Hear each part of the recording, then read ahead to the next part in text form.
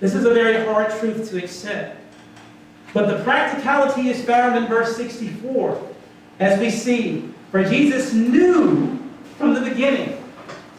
Jesus knew who was not going to believe on him. But I want you to hear this. Even though Jesus knew who was not going to believe on him, even though he knew those who would never receive eternal life, he still loved them. He still loved them. He still loved them.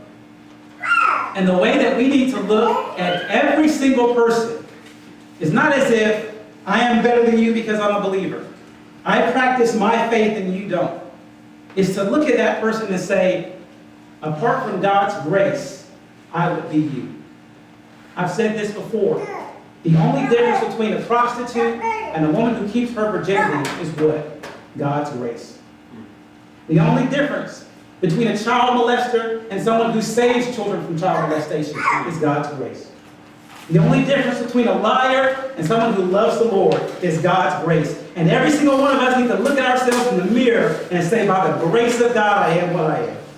It is nothing in me. It is nothing in you. And when you have that view of yourself, guess what? You naturally will love your family who doesn't love you. You naturally will speak words to them that are encouraging. You naturally will pray for them. You naturally will reach out to the drug dealer. You naturally will sacrifice of yourself, not for them, but for the glory of God and what he's done in your life.